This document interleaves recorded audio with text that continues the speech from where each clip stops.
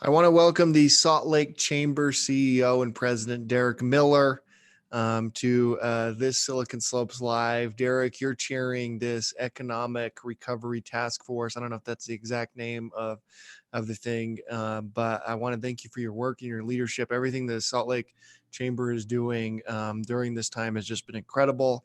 And this task force and the plan that you released on a press conference with the governor yesterday gave a lot of people a lot of hope. So let's dig into the plan and ways that the folks listening to this can get involved and learn more. Great. Thanks for having me on your show, and thanks for all you're doing to help get the word out, and not just on the communication side, but the Silicon Slopes companies are doing tremendous work and sourcing and finding solutions to the challenge that we're facing.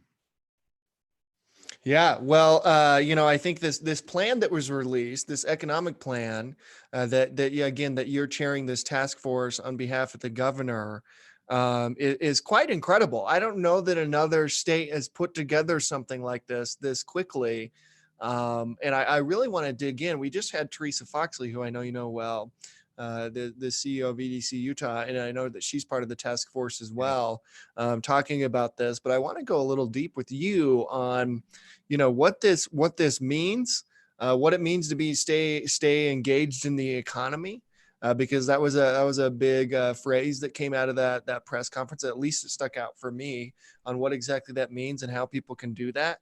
And this testing issue, which I think we're making incredible progress on it. And I know that there have been a lot of Silicon Slopes companies, and this Slope Serves initiative that we've spun up here on our end has been really engaged on that front.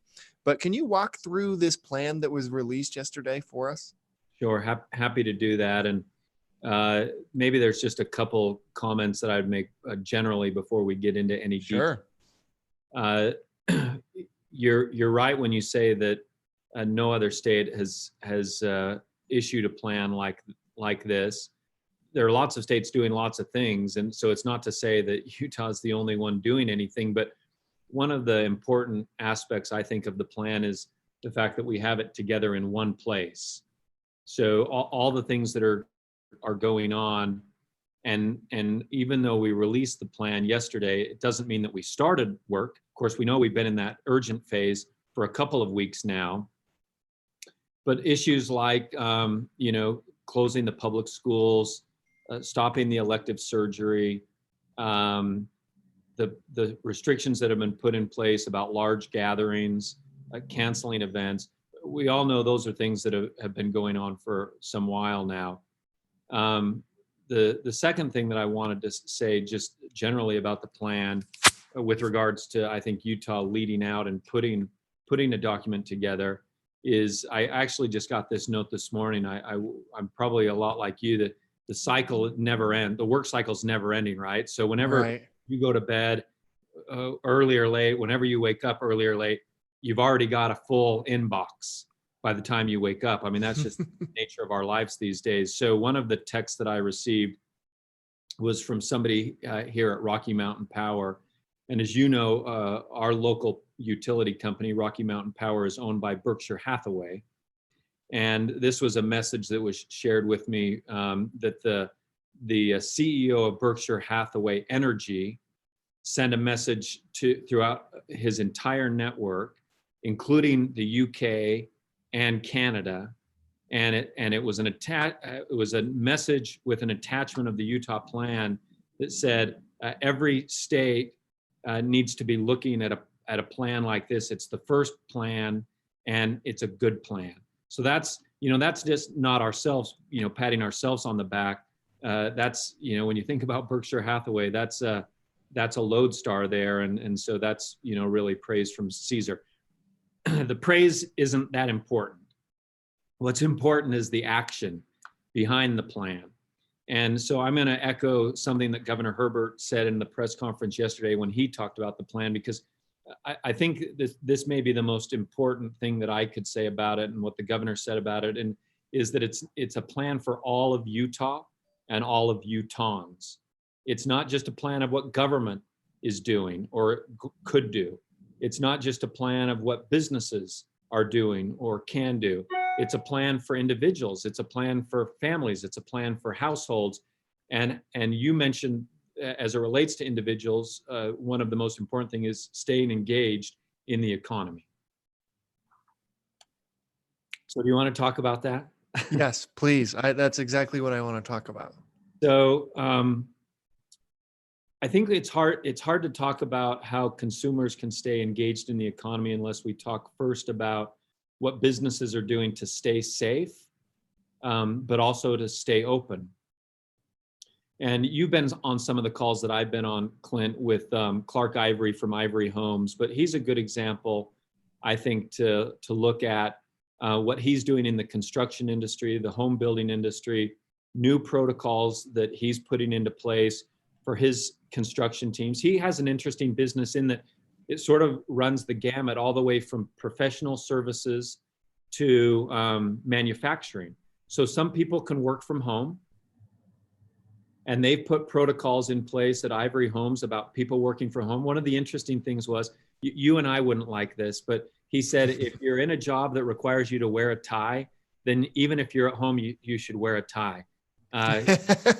You and I aren't tie guys, so that's hard for us to relate to. But I don't even know if I own a tie, to be honest with you. I'd have to, that'd be a crazy thing. The principle behind that policy, by the way, is, hey, we're all still working.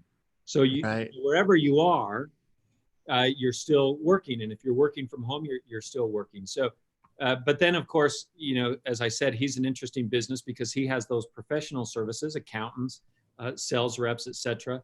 But they also have people who are out in the field. Well, you can't build a home virtually. You can't be on a construction site remotely and do that work. And so they have to figure out ways to adapt, and they put new protocols in to do just that. So that's on the business side. How are people staying open and staying safe? And both are equally important. And I'm sure we'll have a chance to talk about that balance. I mean, that's a really important policy consideration, right? Like, how do we balance? We're open for business, we're safe for business. But what I wanted to say is that that's just one example of what's happening literally thousands of places across the state of Utah. We have a committee put together as part of our economic task force that is made up of industry representatives. And that probably has about 75 people on it. And their reach probably goes out to, 7,500 businesses and employees, even more employees. And what every industry group has done has put together a list of best practices. They're available on the coronavirus.utah.gov. So businesses of any size, large, small, and in between, can go on and find out what are the best practices in my business, in my industry, that I can put into effect today to be safe and to be open for business. So that's the business side. Now we've got the consumer side. If we can stay safe and stay open for business, then consumers can continue to engage. In your world, a lot of that is done online. But part of what we do at the Salt Lake Chamber is downtown Salt Lake. So we have a lot of businesses where they're not doing online work. There are hotels that have been shut down, restaurants that are trying to stay open. Yesterday, we had Matt Caputo come on, talk to our task force about what Caputo's Deli, a business that's been around for generations, a family-owned business. Matt, I think, is the third or fourth generation owner of Caputo's Deli. And he talked about what his business is doing to follow the mantra that the business community has adopted, which is to adapt, to innovate, and to overcome. And the interesting thing, Clint, that I thought Matt had to share is there are a number, I mean, we all know that, things like retail, the world is changing. The way that a lot of retail is done, it's just impacting them anyway. I mean, before the coronavirus, he said there were a lot of things that they were thinking about doing. They had plans to do in their business, but necessity being the mother of invention, and necessity pushing timelines up in a more aggressive fashion has caused him to start to adopt those practices now, just out of necessity. Oh, that's super interesting. So I want to dig in a little bit on this survey that you put out, and how businesses and those watching in the tech community can get engaged in that and take it. You know what I mean? Because I think the more input, the better. So where do people go to access the survey and to take it? Primarily, what we've been doing to get that survey out is through those industry groups that I just mentioned to you. Right. It's kind of hard. This is the world you live in. You understand media better than anyone, and certainly, it's out of my bailiwick. But the one thing I do understand is that if you get a request to do a survey from a trusted source, it's a much higher likelihood. So Silicon Slopes is a good example of that. Where you've got hundreds of thousands of companies that you're part of your organization in the tech community. So we push it out through all of those industry groups, including Silicon Slopes, but all of those groups that I spoke about earlier that are meeting on a daily basis, by the way, meeting virtually over conference calls on a daily basis. They're sending it to all their members and all their groups. And then as well, people can get on the coronavirus website and take it, but primarily it's going out through those trusted sources. Derek, there's been a lot of talk around shelter in place orders and whether or not that makes sense. You're seeing a lot of, states do that, particularly over the past, I would say 24, 48 hours within the Silicon Slopes and tech community. That's been, so that's probably most of my inbound is like whether or not, our community and the business community should call on Governor Herbert and Spencer Cox to issue such an order. I'm not sure. And we're going to have them, on our town hall again at 4 p.m. to talk about this. But what's your take on that from the business side? What are you hearing? Do you think that's necessary currently? My take on it is that we do need to have a balanced approach. And we have a health imperative. There is no doubt about it. Our economy in recent history has not faced this kind of challenge before. So it is unique. It's not like 2008. It's not like 2001. It's not like the dot-com boom and bust in the 90s. It's very unique, and it's related directly to health. So there's nothing more important than health. But I would hasten to add that there's also a direct correlation between having a job and having good health. And it's not just through an ability to earn money and to take care of yourself that way. There are all kinds of health aspects to being employed. And so what I find unfortunate is when we find ourselves being pushed into one corner or another. And in one corner would be it's only about stopping the minimal amount of people getting the virus, and nothing else is important. That's one corner. The other corner is it's all about protecting the economy and jobs, and the healthcare imperative doesn't matter. What I like about the governor's plan, Utah Leads Together, besides being a plan for all of us, I like a couple other things about it. And one is that it balances the health imperative and the economic imperative. And let's just remember that when we're talking about the economy, it's easy to use sort of antiseptic terms like economics or economy or even jobs. But what we're really talking about is people that are hurting today. In one of our calls this morning with the task force, we heard from a restaurant owner. There are restaurants that we all know and love they've already had to lay all their people off. So there's the human element to it. And they're on the verge of having to just shut down the restaurants. They're doing everything they can to adapt, to do curbside delivery, takeout, things like that. But if we did a shelter in place, for example, they'd be done. At noon, we got on this industry call, and the overwhelming feeling from those industry reps is that would kill our business.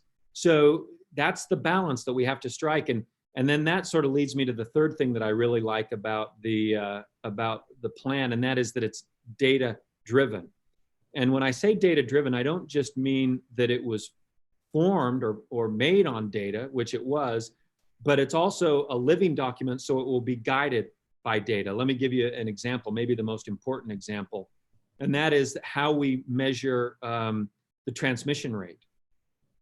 We all know that if we're going to flatten that curve, a term we've all become familiar with now, if we're going to flatten the curve, we know we need to get to a transmission rate somewhere between 1.5 and 1.0, meaning one person sick, giving it to one other person, not 9 other people, not 10 other people. That leads to that spike that we're all trying to avoid. We now are just getting to the point where we can start to collect that data. Silicon Slopes companies are data-driven companies. We've got some of the best data aggregators right in our own backyard here at the point of the mountain and throughout the state. So they're part of a task force, a team that's part of the task force to make sure that we're getting the data that testing will give us. And then I would just add one last thing with regard to testing, because we all understand intuitively why testing is important for the individual who may or may not be sick. But we also need to understand why testing is so important on the economic side, because as we get our testing ramped up, we can also start to put restrictions in a strategic way, in a very surgical way. Right now, we just have a one size fits all, whatever it is, whatever that may be, as it is currently, or if there were to be a shelter in place. That's a one size fits all approach. Why is it one size fits all? Because we don't have the data. We don't know what the transmission rates look like. We don't know what the spread of it looks like. And getting that data will allow us to say, okay, now we can treat this distinct group in this distinct way instead of a one size fits all approach that we have today. And I know you're aware of this. We had ARUP on our town hall. I believe it was Monday. We're doing another one today at 4 p.m. And they said we can do 3,000 tests a day now in Utah, which is incredible. That's up significantly. But obviously, we need to do way more than 3,000 a day. And I know that the state and the coronavirus task force is working on that. Where do you think we're at on testing? Well, I agree with you. It was great news to see that from ARUP, but the other part of the good news is that we're seeing those drive-through testing. So it's not just about we can do it, but it has to be accessible, right? And so that's really good news. The corollary and companion to testing that we can't forget is also tracing. So we got to find out who's been tested, who has it, where have they been. Other countries have figured out how to do this. We can learn from their experience. On the drive-through testing, something to think about as we're talking to these testing companies, Derek, and these different healthcare providers, we got to think about the people who don't have cars. This is something that one of Silicon Slopes employees brought to my attention earlier this morning. I think it's actually a good point. Is like, I love the accessibility, and I think most people do have cars, but we also got to reach everyone. We got to get as much accessibility to this as possible. So just something to think about as we're talking to these testing companies. I don't have an answer to that, because that seems like a hard one. Maybe there's even ways that our community can step up and drive people to testing and things like that. One of the things that I love about what I'm seeing across this state, actually two things. Number one is the innovation. And some companies are better than that than others. But I've seen a tremendous amount of innovation, even with the mom and pop shops who are figuring out how to live and from a health standpoint, from a business standpoint, given the current requirements. And the second one, so I think we can innovate a lot of solutions to that problem. The second one is I love what I've seen about people step up and help each other. And, I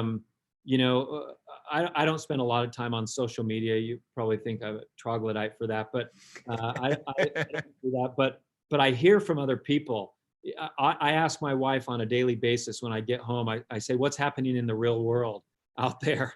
Because, to some respects, when you got your head down and you're working hard and you're part of a task force and sometimes you can feel like you're living in a bubble or an echo chamber. So I get home and I say, tell me what's happening in the real world. What was the grocery store like today? What was the drive-through like today? What's happening with our kids who aren't in school? Are they learning anything being at home? And one of the things that she always tells me is on social media, how wonderful it's been, which you don't always see on social media. You don't always get the most positive things, but so much positivity out there. And primarily that positivity is coming from people reaching out to each other. So I think when you couple those things together, the innovation and the spirit of service, we can address that. I think you're making the right decision on social media. In fact, I've tweeted more in like the past week than I think I ever have in my entire life. It seems like social media is only good for moments like this, to be honest with you. How bad do you think this is going to get, Derek, on the economic side? Um, I was really glad today to see that our federal government, the U.S. Congress, the White House, working together. You know, it was touch and go there for a while, but we saw them come together, and I predict by the end of the day we'll have the largest stimulus package in our nation's history. Let's just think about this for a second. We're talking about $2 trillion. That's an eighth of the entire United States economy. And we're seeing wartime spending levels because we're on a wartime footing. We're at war with the coronavirus, and we have to win. More importantly than the amount of money that we see coming out of the stimulus is where the money is going to. You and I understand, everyone in business understands fundamentally, money is the oil that keeps the engine running of our economy. And when you have an engine that's having problems, it's not good enough to just go throw a can of oil on your engine. You got to put the oil where the oil goes. And in this case, I believe, in my opinion, the Senate is talking about putting the oil exactly where it needs to go. And that is, number one, to individuals, to families, to households.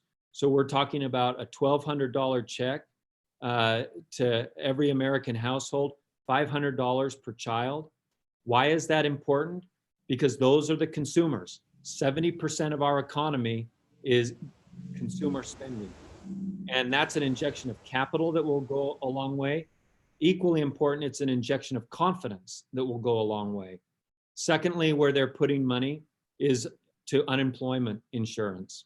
And they're expanding those unemployment benefits in a way that we've never seen before. Those people who work in the gig economy that you know well, those people who are independent contractors who I know well, never before have they been, unemployment insurance been available to them, but it will be under this plan.